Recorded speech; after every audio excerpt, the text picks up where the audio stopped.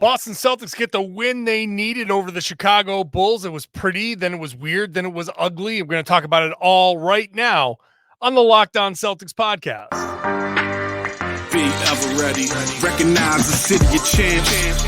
Boston, baby, we do what you can't. Locked on number 18, Tatum and Brown, J-team, step back.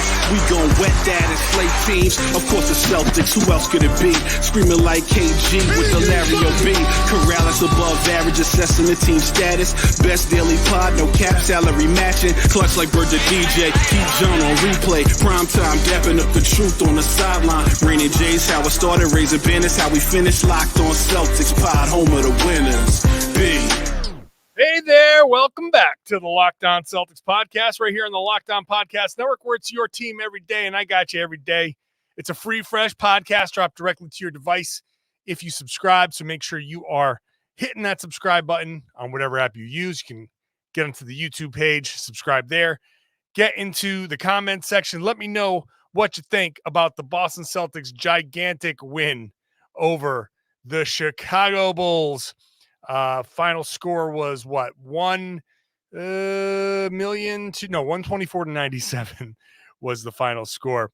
I'm John Karalis. If you're new to the show, I used to play a long time ago. Now I cover the Celtics for Boston Sports Journal and for you because you're the one who reads and listens. Today we're talking about this crazy win over the Bulls, which I'm going to start with the actual basketball part, which was really nice.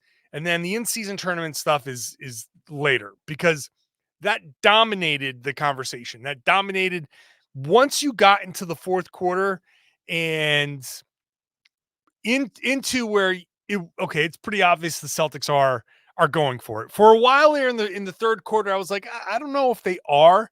I felt like they were going to really push the pace and push the score and then just let the chips fall where they may. It really felt like they were just gonna not treat it like anything special. The whole time they've been saying it's just another game, just another one of 82, and just felt like they weren't going to take it as seriously as the league wanted them to.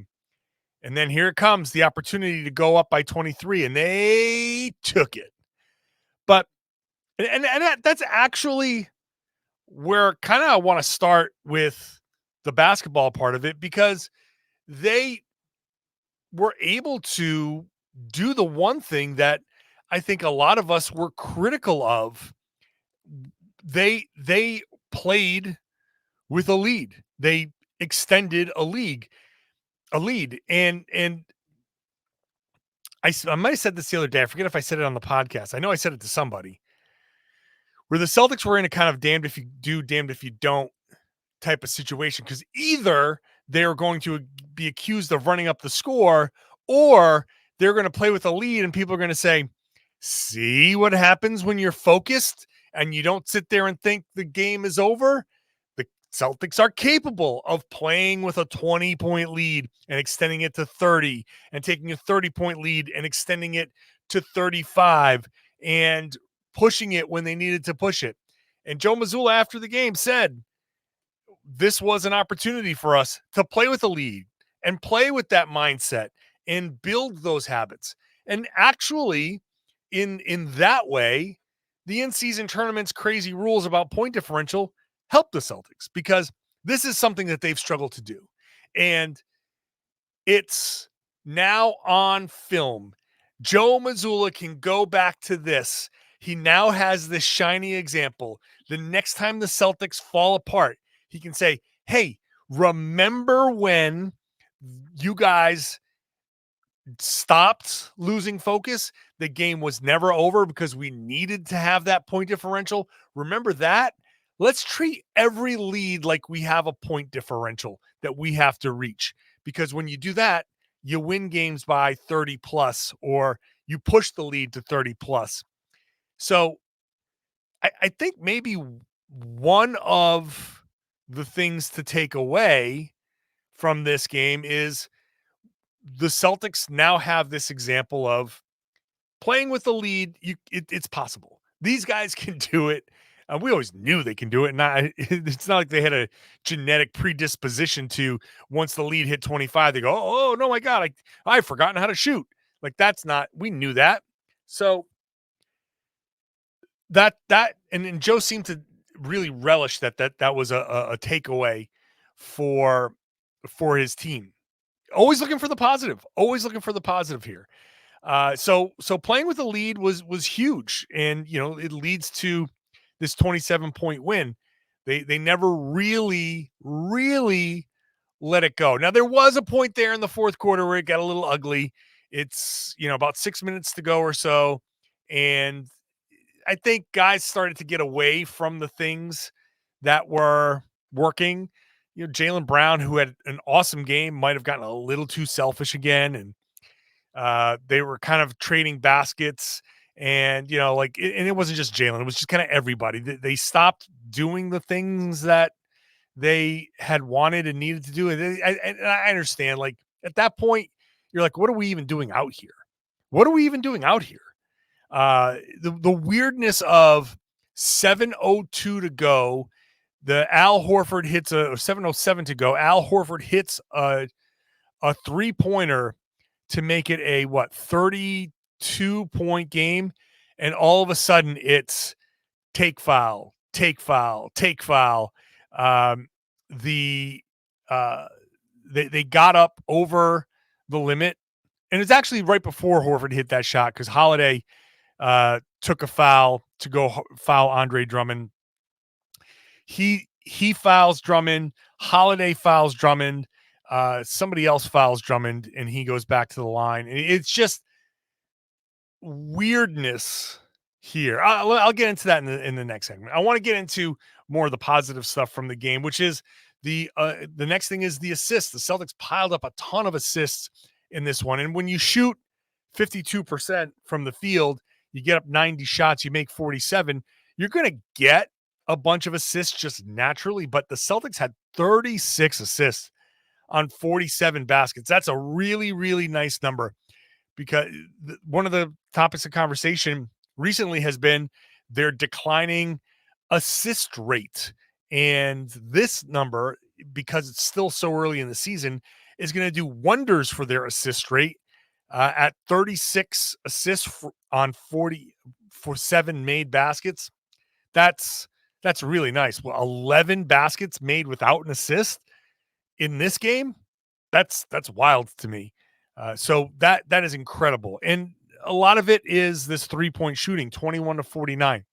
Celtics just are never going to lose when they shoot 43% from three. You're just never going to do it. This is your margin right here. 21 3-pointers for the Celtics. So that's 63 points from the 3-point line, as opposed to 9 for Chicago. That's 27 points from the 3-point line. So that's, 36-point differential? Well, it's a 27-point game. That's basically the place where the Celtics, that's the only real huge difference. That's where the Celtics won this game and won it going away. They just dominated at that 3-point line, which is nice because you needed Al Horford to get back on track, 4 of 6 from 3. You needed Drew Holiday to get back on track, 4 of 5 from 3. Okay, Sam Hauser, 2 of 10. It just felt like he hit a bunch more. But how about Sam Hauser coming through with 10 rebounds, 4 offensive rebounds, and one of those was a putback dunk. Thank you very much. I was joking with him in the locker room afterwards. I was like, I'm not even going to ask you about it because I'm sick of asking you about your dunks. You got so many of them. I said, what's next? Pump reverse? What do you got for me? And he's like, hey, I don't know. We'll see. So it was just a fun little thing. He got that putback, and just like the alley-oop that he got, he just like kind of almost surprised himself. And it was the same angle. It was the same basket.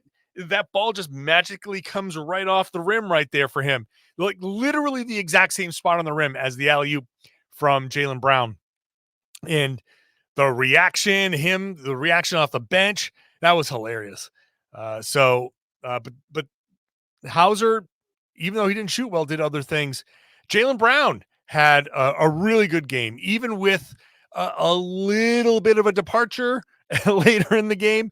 But okay, yeah, 30 points, 8 rebounds, 6 assists, 52% shooting, 3 of 8 from 3. Just the free throws, 3 of 5 from the line, but you hit one more and you're shooting 80%. So not that big of a deal. So nice for Jaylen to keep that roll going. Somewhat of a quiet night for Jayson Tatum, 21.7 rebounds, 4 assists. Nice distribution, 16 points for Horford, 14 for White, 14 for Holiday, 11 for Peyton Pritchard. Just nice distribution all the way around. And so, yeah, the Celtics, a nice performance here. And okay, it was a 27-point win. Did it have to be 27? Well, yes, for the in-season tournament. The Celtics have advanced in the in-season tournament. But I buried the lead. Let's talk about this in-season tournament stuff when I come back in just a second. Today's show brought to you by our good friends over at eBay Motors. Our partners there have teamed up with Locked On Fantasy Basketball host Josh Lloyd to bring you some of the best fantasy picks each week, all season long. So whether you're prepping for your daily draft or scouting the waiver wire, this is where we're going to provide you players that are guaranteed to fit your roster. So let's see who Josh Lloyd has picked on this week's eBay's Guaranteed Fit Fantasy Picks of the Week. Now, he's gone through a list as usual. Scoot Henderson back, and his value is going to rise. Sadiq Bey elevated to the starting lineup with Jaylen Johnson out, so he's getting some run. We just saw him with Atlanta. Gordon Hayward, LaMelo Ball is going to be out for a while. That's a decent pickup. Jaden Ivey has some improved play since joining the starting lineup. And, Detroit's going nowhere, so why not invest in him? And the other name that he's picked out there, Al Horford. We know a little bit about Al Horford, who, if you had picked him up before this game, if you thought, hey, Porzingis is out, let's pick up Al Horford, this would have been a great, you would have gotten some great three-point shooting out of Al Horford. And so he's going to play on Friday night. So if you're on a daily pickup type of thing, he's going to play Friday. He's going to play against Embiid. So you might get some decent production out of him. And then we'll see if Porzingis is back on Monday, which is when the Celtics play their first knockout game in the preseason tournament. So worth a look there on your daily fantasy, or if you are allowed a pickup between now and Friday. Josh Lloyd from Locked On Fantasy Basketball is going to help you win your fantasy championship. And eBay Motors knows a championship team is about each player being a perfect fit. It's the same with your vehicle. So with over 122 million parts for your number one ride or die, you can make sure your ride stays running smoothly. Brake kits, LED headlights, roof rack bumpers, whatever your baby needs, eBay Motors has it. And with eBay's Guaranteed Fit, it's guaranteed to fit your ride the first time, every time, or your money back. Plus, at these prices, you're burning rubber, not cash. Keep your ride or die alive at ebaymotors.com. eBay Guaranteed Fit is only available to U.S. customers. Eligible items only. Exclusions apply. Thank you for making Locked On Celtics your first listen every day. Now, go to Locked On Sports today when you're done with this podcast.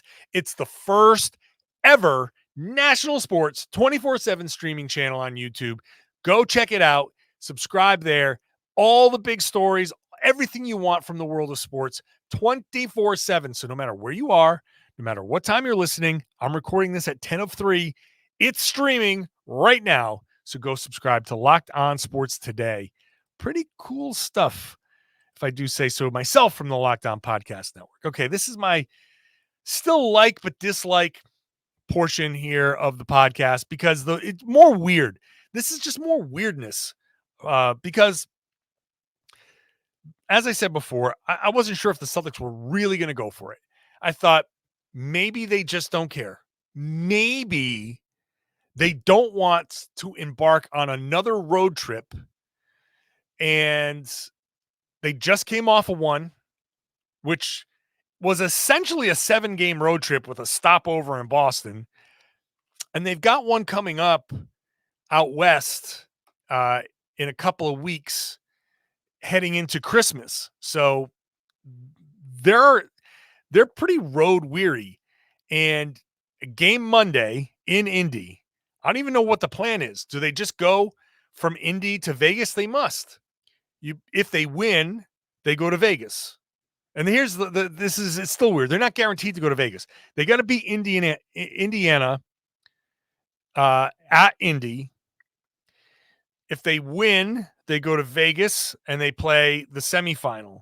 If they lose the semifinal, they're done. They just pick up the schedule right where it left off, and they've played there. That'll make it a full 82 game schedule. So they would go from Vegas back home and have like that game the semifinals on Thursday the 7th.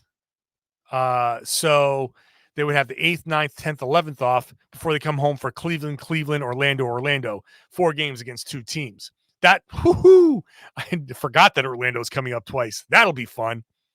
So if they lose against the Pacers, then they will have one more regular season game on December 8th, Friday. So they will play Monday. If they lose, they get Tuesday, Wednesday, Thursday off. They will come home, I believe, for a game on Friday and then continue on their homestand. So that's the situation. Of course, if they continue to advance, the championship game is December 9th in Vegas. So that's the scenario. That's where they are. They did that by beating Chicago by at least 23. Brooklyn won, and not by too much. So the point differential was the difference here. And it was weird. It was weird to see how the game flowed. And Joe said after the game, look, this is the first time it's happened. So yes, it's going to look weird. It's going to feel weird. And he's right. Right. Like point differential. And people have been making the point, on Twitter and elsewhere, like this is in America. This tournament's like the metric system. It's something that's embraced all over the world. In-season tournaments like this are embraced everywhere. But the United States, it's like some people are like, yeah, no, I think it makes sense to me. Like, yeah, sure. And some people are like, I hate it so much. And it's just up until this game, there was nothing to hate as far as I'm concerned. And I'm sorry that people in the comments or on Twitter cannot grasp that prior to this game, the first 3 games were just regular season games. They were just regular season games. They would have played those games, tournament or no tournament. So there was nothing to really be upset about. Now, this game got weird because Jayson Tatum, everybody was in the game to start the fourth quarter, and they were up by 30. And 7 minutes to go, the starters, the entire starting lineup is back in. And you're like, oh boy, this is weird. Even though starters go back into the game at that point all the time in close games or games that aren't decided yet. And we don't worry about, is somebody going to get hurt? But because it's decided, we're like, oh God, we're offending some gods. This is going to be weird. And if someone does get hurt in the close game, you're like, crap, somebody got hurt. In a blowout, you're like, he didn't need to be out there. Why did he get hurt? You blew it. So I get it. I get all of that. But here they were going back into this game. And then they're fouling. And you look at Billy Donovan and Joe Mazzulla on the sidelines talking. You're like, is Donovan pissed? What's going on here? Are they going to start yelling at each other? Like we stopped watching the game. There's a point there in the fourth quarter where I'm not even sure what happened for a few possessions. I got to go back and rewatch this game because I'm just watching Joe and Billy Donovan kind of go at it. Like, not go at it, just going back and forth. And Joe afterwards explained, I was telling him that not only do we have to win by a certain amount, we have to watch what Brooklyn is doing. So we're winning by enough that because Brooklyn had a point differential situation themselves. If they got close enough to Boston, they would have won the point differential and Boston would have been out. So weirdness all around. After the game, Billy Donovan understood. Joe Mazzulla understood. Everybody understood. People didn't like it, but everybody understood. But that didn't make it any less weird. It was weird. I got to tell you, like, just the vibe halfway through the fourth quarter and into the postgame was just weird.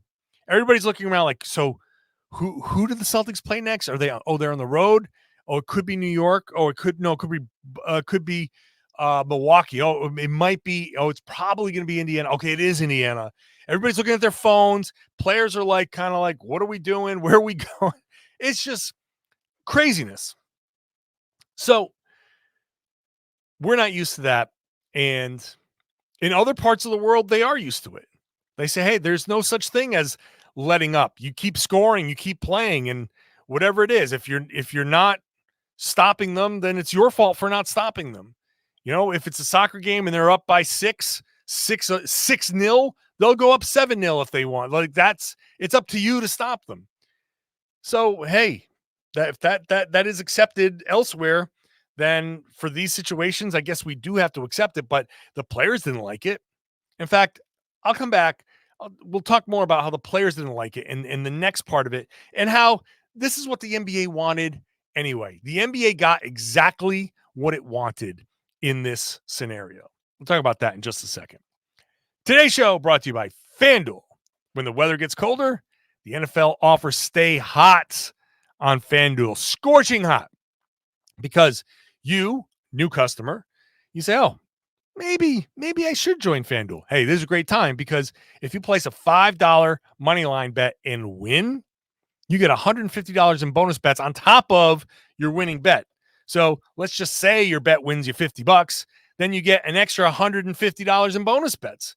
If your team wins, you get the bonus bets, $150. So it is a good time to join FanDuel. You get your usual stuff, the spreads, the player props, all that stuff, over-unders. You've got your more advanced stuff. You stack bets in a same-game parlay where you can do Jayson Tatum points and Kristaps Porzingis rebounds, or Al Horford rebounds, Jaylen Brown assists. That's a thing. Stack those together. If you get them all right, you can get maybe an increased payout. Go to FanDuel.com/lockedon. Kick off the NFL season if you're new. Get into the NBA side of things as well. FanDuel is an official partner, the official partner of the NFL. And the best part to me about FanDuel is you can do all this stuff and have fun and use their tools that they have available to set your limits. Make sure that you are playing within your means. Set your limits. This way you can have some fun and you can gamble responsibly. Thank you for making Locked On Celtics your first listen every day. I'd love it if you go over to the Locked On NBA side. I usually would be hosting the Wednesday show, but I was caught up in all this madness over at the Garden, and I could not make it. So Tony East covered for me. Does a fine job when he does. He's our sixth man of the year. Check out the Locked On NBA podcast. It's a great show covering the whole league. I enjoy it even when I'm not hosting the show. That's a weird thing for me to say, because it makes it sound like I listen to myself and it's my favorite show, which I do, but I'm not supposed to tell you that. All right. Anyway, the Celtics, in this weirdness of the in-season tournament point differential thing. Okay, fine. The Bulls got the message. Everybody knew, like, hey, sorry, this is what the NBA wants.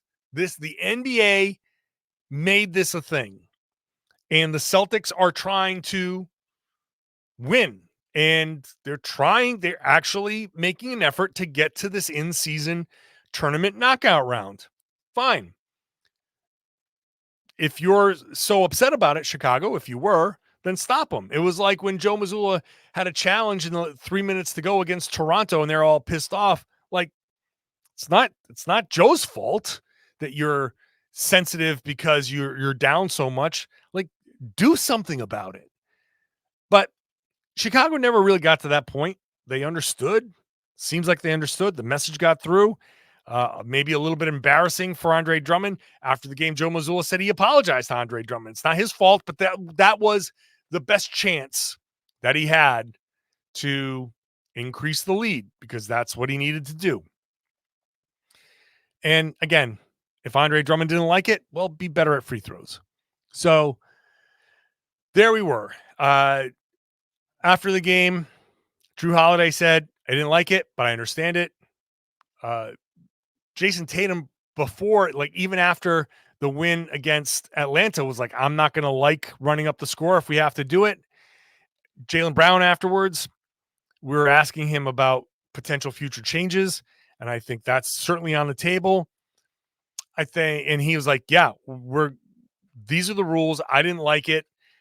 And basically said, I'm paraphrasing, that this summer when we get together with the union, or whenever they get together with the union and the league, they're going to say, hey, can we do something other than point differential? Because we don't want to be the guys out there running up the score. We're up 30, trying to go up 40.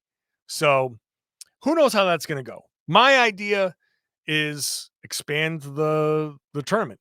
Let's get this straight. You can sit there. People have said some weird things in the comments. This tournament is here. It is sticking around. So you can hate it if you want. You can call me names for not hating it, because I don't hate it. You can say anything you want. But the fact of the matter is, this tournament is going nowhere. So you can scream and yell and make your comments and say what you're going to say. Go ahead. Comment away. It's not changing a damn thing. No matter what you call me, no matter what you call Adam Silver, no matter what you call the league, it's here. So we have a choice. You can be angry, or you can say, all right, embrace it because it's not going anywhere. How do we make it better? And honestly, the way you make it better is you expand it so it's not just 4 games. You make it so it's a little bit longer. You take it into December, and maybe you start the knockout round on Christmas. Maybe Christmas is day 1 of the knockout round. So not only is it Christmas, that's going to be day 1 of the knockout.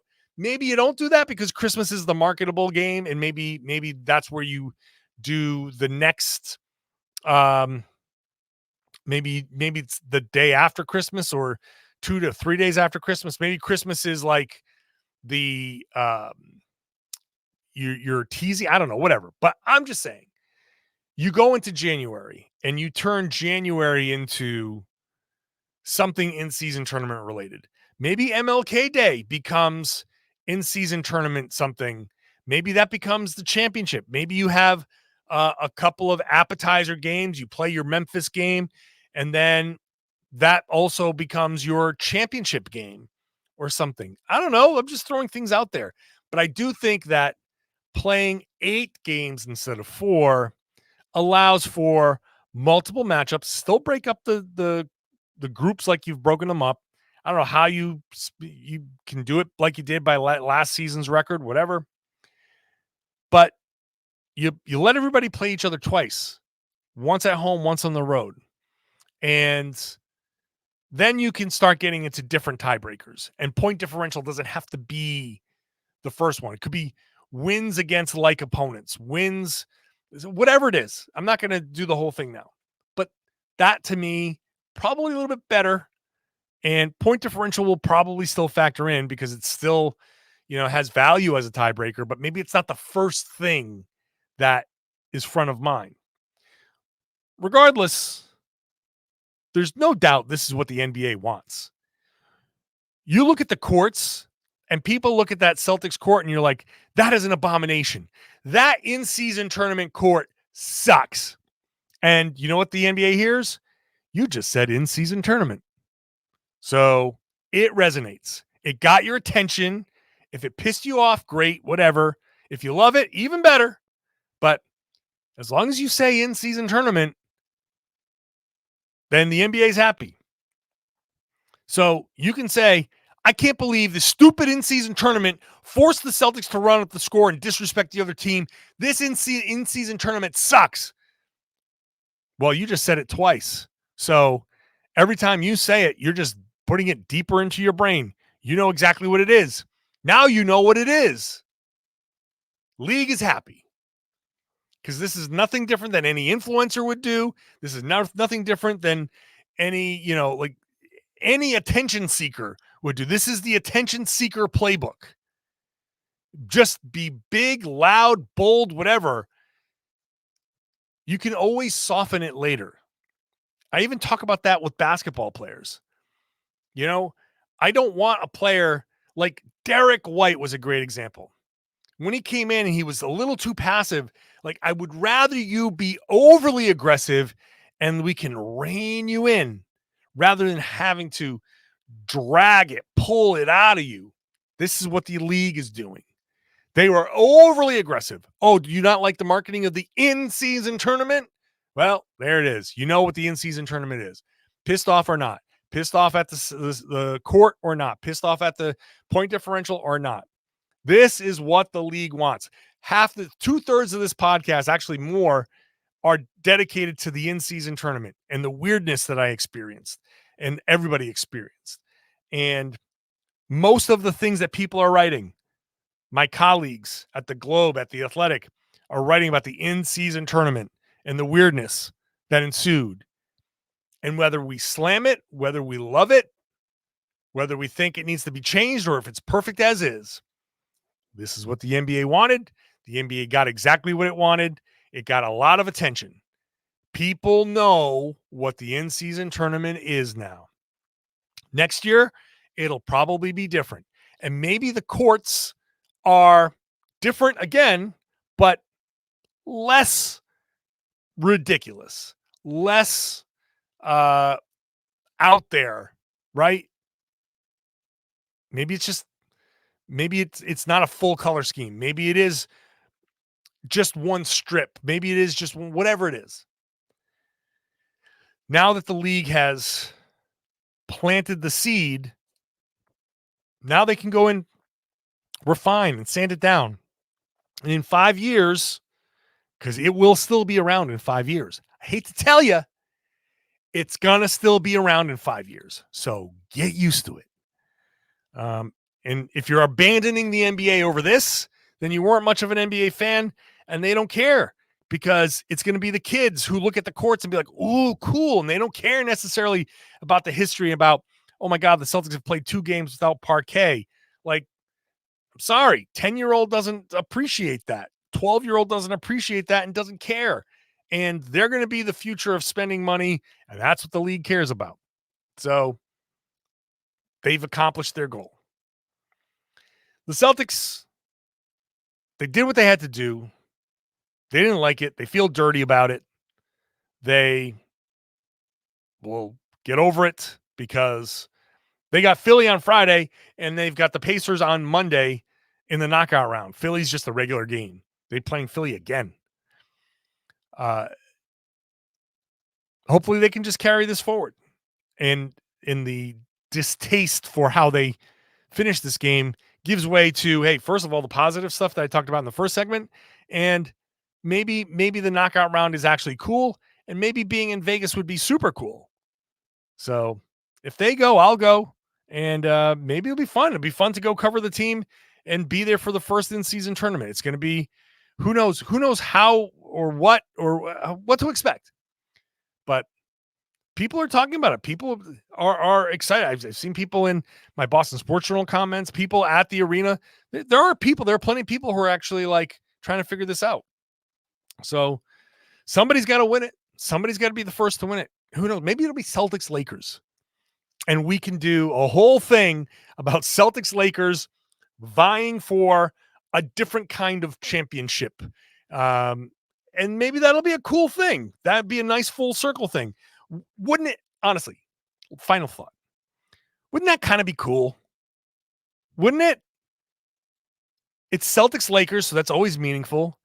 And if the rivalry that saved the NBA now kicks off this new iteration of something to win, hey, wouldn't you like any bragging rights you can get over the Lakers?